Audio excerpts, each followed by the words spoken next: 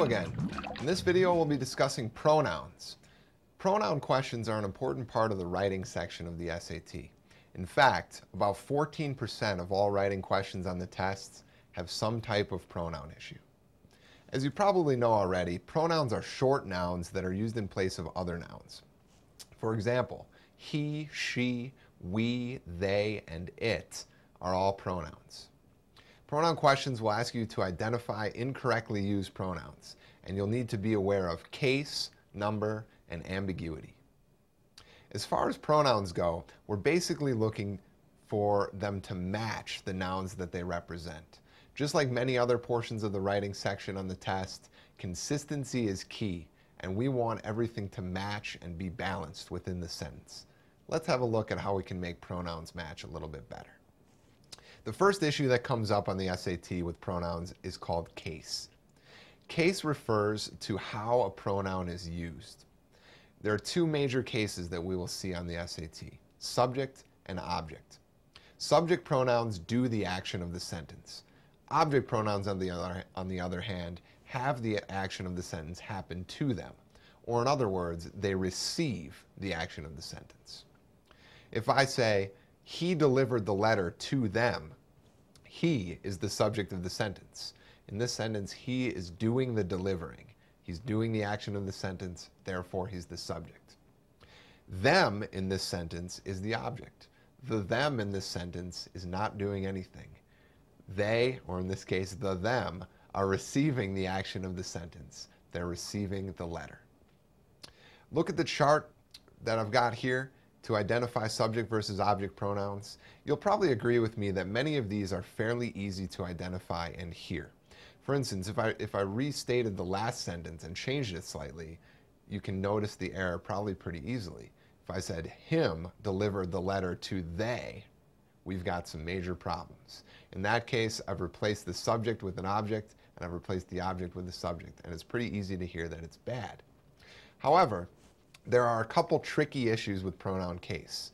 Many students have a hard time choosing between who and whom. Here's a good trick for that. Replace who with he and replace whom with him, and you'll be able to tell the difference between these two much more easily.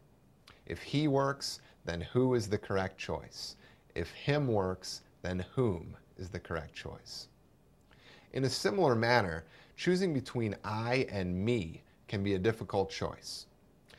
Often, what confuses the issue between I and me is the other person that is mentioned in a sentence. If we've got another person mentioned in any of these sentences along with either I or me, get rid of the other person and you'll probably be able to hear the sentence much more easily. For example, if I say the masked marauder and I or me made a speedy getaway, let's get rid of the masked marauder and see what it does to the sentence. Should it be I made a speedy getaway or me made a speedy getaway? Definitely I in this case. Last tip I would give you with pronoun case is to look for prepositions. If you remember, prepositions are words like by, of, from, and to. Simply put, if we have a pronoun right after a preposition, it should be the object pronoun every single time. The next issue that we'll encounter with pronouns on this test has to do with pronoun number. If we have a singular noun, our pronoun must be singular as well. Or on the other hand, if we have a plural noun or a plural subject of the sentence, the pronoun that represents that noun or subject must also be plural. For instance, this sentence is incorrect. Anyone who skydives must be careful not to lose their cool. It sounds pretty good and people talk like this every day, but the problem is that anyone is a singular noun and therefore their is the wrong choice. There is a plural pronoun and we need a singular noun like his or her. Here's another example. Due to its elusive nature, wolves are hard to locate and track. The problem here is that wolves is plural and its is a singular pronoun.